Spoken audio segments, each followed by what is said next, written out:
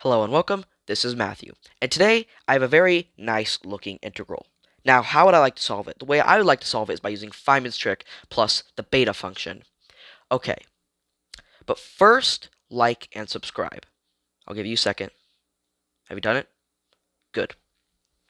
Okay, we'll start off with Feynman's trick. So, I would like to define a function, f of alpha, as the integral from 0 to infinity of x to the alpha divided by 1 plus x squared.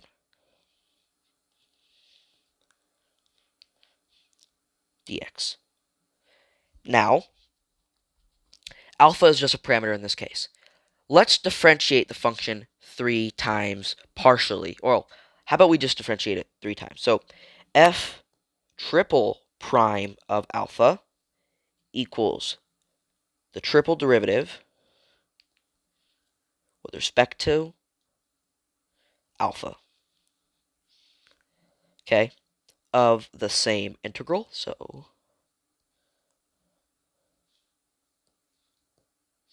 there we go.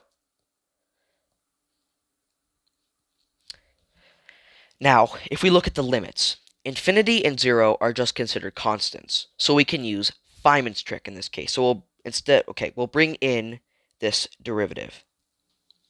And instead of a regular derivative, it will be a partial derivative. This is called Feynman's trick, or the special case for Leibniz's rule of differentiating under the integral sign, where there are no limits, there are no functions of alpha inside your limits. Okay. Or if they're just constant, that's what that means. There we go. We can bring it in, but now it's going to be a partial. So what that looks like is this.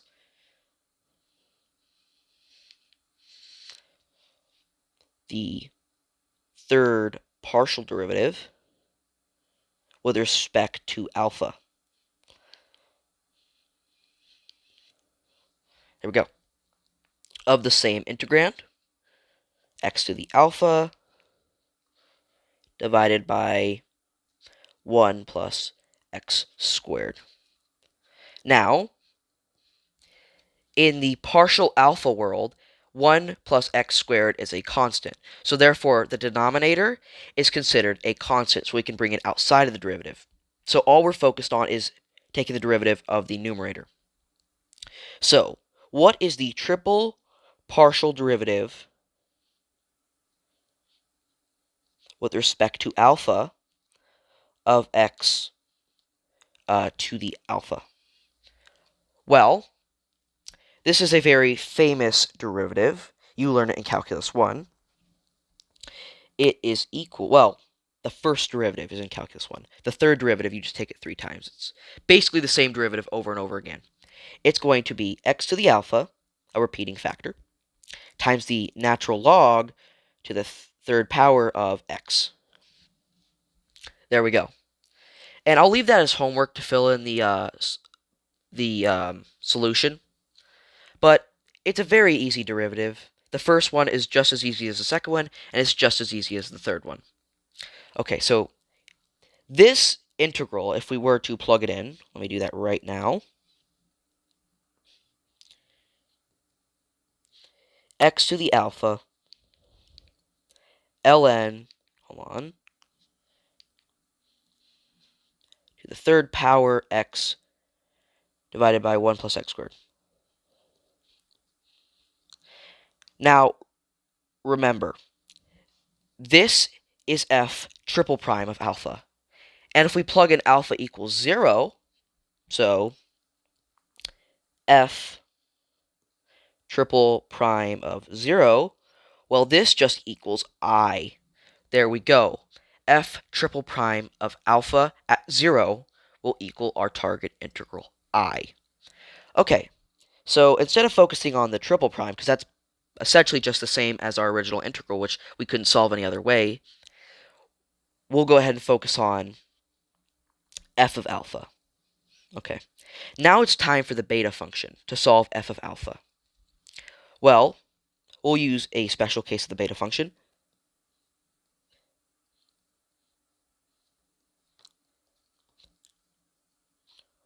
we'll use this form of the beta function. There's many different forms of the beta function, like the one with sines and cosines, the original, what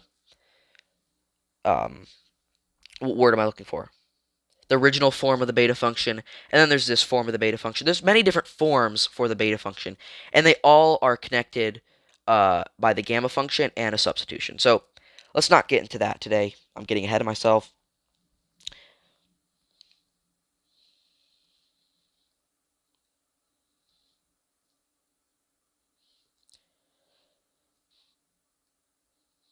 There we go. So this is the form of the beta function I would like to use. Now it looks very similar to f of alpha. Looks pretty similar, I would say. Now, let's observe a couple things. We have an x squared here. We have a 1 plus x squared in the denominator here, but we only have an x here, so we can make a substitution. Let x go to the x squared realm. So that means dx goes to the 2x dx realm. There we go. Now for the limits. Well, if we let x go to 0, x squared is also going to go to 0.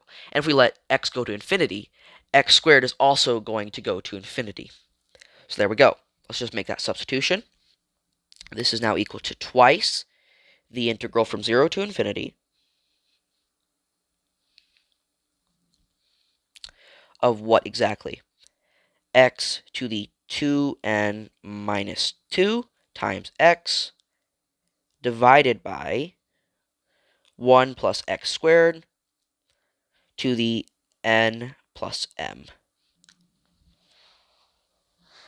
Okay. dx. Now we can combine the exponents. There we go. Now, let's look at our original f of alpha. It looks very similar to our new beta function. Okay. We can clearly see that 2n minus 1 equals alpha, and that n plus m equals 1. Now, why is that? Well, if we look at the exponent of the denominator, we have an exponent of 1. So, that means m plus n equals 1, and alpha equals 2n minus 1. I hope you see where this is coming from. So now let's solve for n. Well, n, if we just rearrange this equation up here, is equal to alpha plus 1 over 2. Okay. Now, if n plus m equals 1, that means m has to equal 1 minus alpha plus 1 over 2. Or if we simplify this, alpha, well, 1 minus alpha over 2. Yes. Okay. Now, let's go ahead and plug this in to the beta function. So that means f of alpha equals 1/2. Now, the 1/2 comes from this 2 right here. So if we don't want this 2, we're going to have to divide by 2. So we'll have a 2 over 2, or just 1. So it means 1/2, 1/2 is going to go there. There we go. Now, like I said, if we plug in n equals this guy and m equals this guy, we're just going to get f of alpha. So beta of alpha plus 1 over 2, comma, 1 minus alpha over 2. There we go. Now, what I'd like to do is use another form of the beta function. We know by Euler that gamma of n times gamma of m divided by gamma of n plus m, this right here equals the beta function of n, comma, the beta function of m. So if we plug this in, this implies that this beta function is going to equal 1/2 times gamma of what exactly? Well, alpha plus 1 over 2, gamma of 1 minus alpha over 2, divided by gamma of 1. Now, gamma of 1 is just 1, because gamma of 1 is 0 factorial, and 0 factorial is 1. So we're just going to have a 2 down here. Okay. I hope this makes sense. Now, I'll stop right here and say something. If I'm going too fast, or if I'm not making sense, or if I even said something wrong, please comment down below and tell me my mistakes, or if I made no mistakes but you couldn't follow the video, please leave feedback so I can better my videos, so my videos will become better and more clear. And if you had a positive experience while watching this video and you actually liked the way I explained, also give positive feedback. Okay, enough of that. Now we know what f of alpha equals. Well, recall that I equals the triple derivative with respect to alpha, and then alpha equals 0. So let's do that now. Let's move this over. Let's go ahead and move this down. There we go. So I'll write that down. I equals f triple prime of 0. Now, we're going to have to differentiate this guy 3 times. So, it's actually pretty easy. It's not hard. So, let's go ahead and differentiate this. So, the first derivative with respect to alpha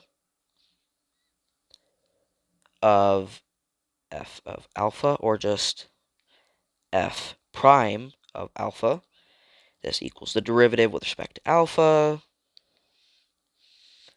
of this guy. So I'll copy and paste. Copy, paste. Okay.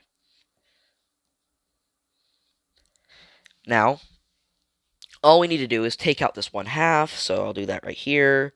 1/2. And then we'll use the product rule. So we'll take the derivative of this guy times this plus the derivative of this guy times that. Okay, so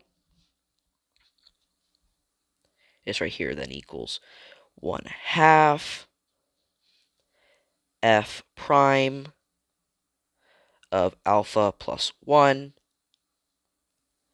And don't forget the chain rule, times 1/2 times gamma of 1 minus alpha over 2. And then plus, what exactly do we have? Plus gamma of alpha plus 1 over 2 times gamma prime of 1 minus alpha over 2 times, again, we don't want to forget the chain rule, times negative 1/2. Okay, so we'll just write it like this. Minus, and then times 1/2. There we go. That's the first derivative. Now let's go ahead and factor out a 1/2, because we see a 1/2 here, and we see a 1/2 here. So we'll go ahead and have a 1/4 outside the parentheses. So we can go ahead and get rid of this 1/2 and this 1/2. So now we have a little bit more simplified form. Now we need to take another derivative to find f prime of 2. So f prime, or double prime, I didn't mean to say f prime of 2, I meant to say f double prime of alpha is equal to what exactly? Well, just the derivative with respect to alpha of this guy. So again, we're just going to use the product rule and a little bit of chain rule. So this equals 1/4 the derivative with respect to alpha. Go ahead and copy and then paste it. There we go. Again, this derivative is pretty easy. It's then equal to 1/4 times f double prime of alpha plus 1 over 2. Again, the chain rule, don't want to forget that. And let's see, times the same thing, f prime of 1 minus alpha over 2. And then plus f prime of alpha plus 1 over 2 times what exactly? Sorry, this is not supposed to be a derivative. Okay. F prime of 1 minus alpha over 2 times negative 1/2, or just minus times 1/2. There we go. That's for the first part of the derivative. And again, we see a 1/2 and a 1/2. So we can go ahead and bring this out. 1/8. Now, let's go ahead and move everything a bit closer.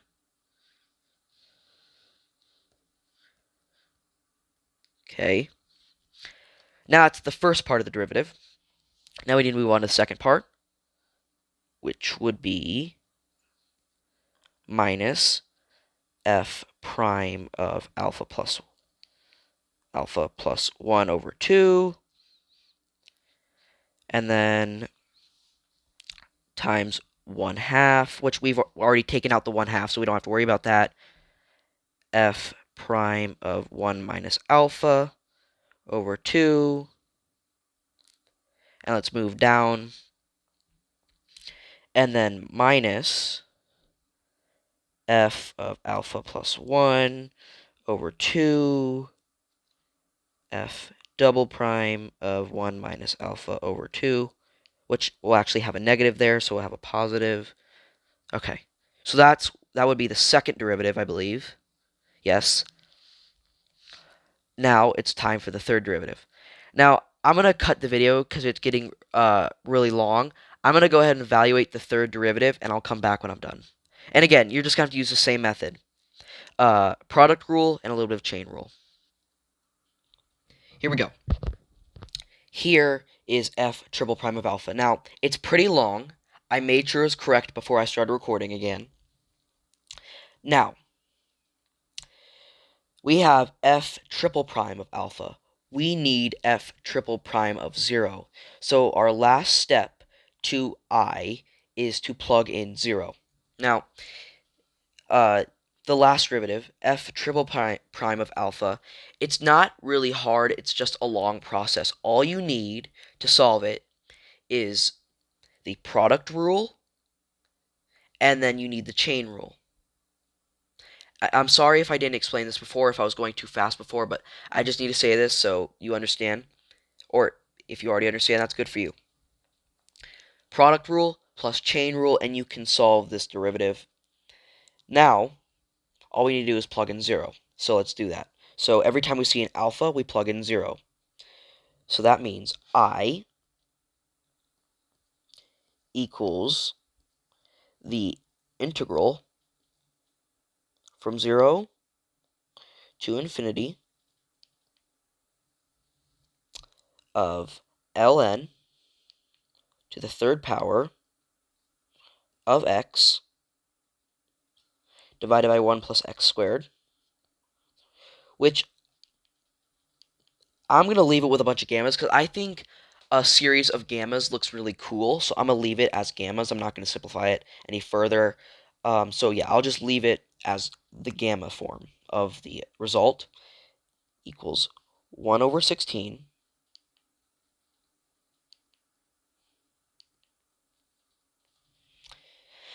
times, what exactly? Well,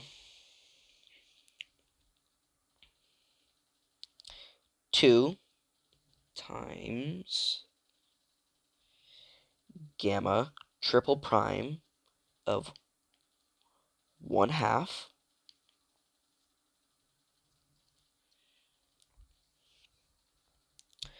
And then we see these will cancel out. This term and that term should cancel out. Because if we plug in 0 for alpha, we're going to have a gamma double prime of 1/2 times gamma prime of 1/2 plus the same thing, but this one right here is negative. So therefore, this term and that term will cancel. If we plug in 0, of course. And last term, so yeah. Gamma of 1/2 minus gamma triple prime. Well, actually, let me look at this. Let me observe something here. If we have 0, this term and that term will cancel. And we have 0 here, we'll have f triple prime, or I mean f, gamma triple prime of 1/2 times gamma of 1/2 minus gamma of 1/2 times gamma. So, therefore,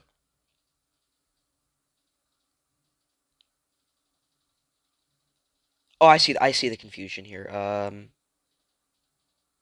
Wait a minute. At 0, this just equals 0. So I equals 0. Wow, I didn't even know that. So I equals 0. There we go. Sorry about that before, I got a little confused, but that is the answer. It's 0. Um, well, that was very interesting, to say the least. I didn't even realize that, but I suppose I could also solve this integral, because technically I've already solved it, really. So, the integral from 0 to infinity of ln squared of x. Now, this integral, we've already technically solved it, because we have the second f prime of 2, which is up here. Which you can simplify this a little bit. So, this right here equals f prime, double prime of 0, which then equals 1 over 8. Can't even write an 8 right now. Times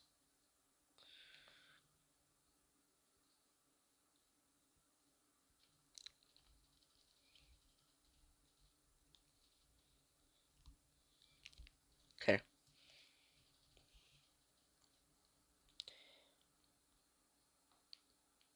Gamma double prime of 1/2. Well, actually, 2 times gamma double prime of 1/2. Gamma of 1/2 minus what exactly? Um,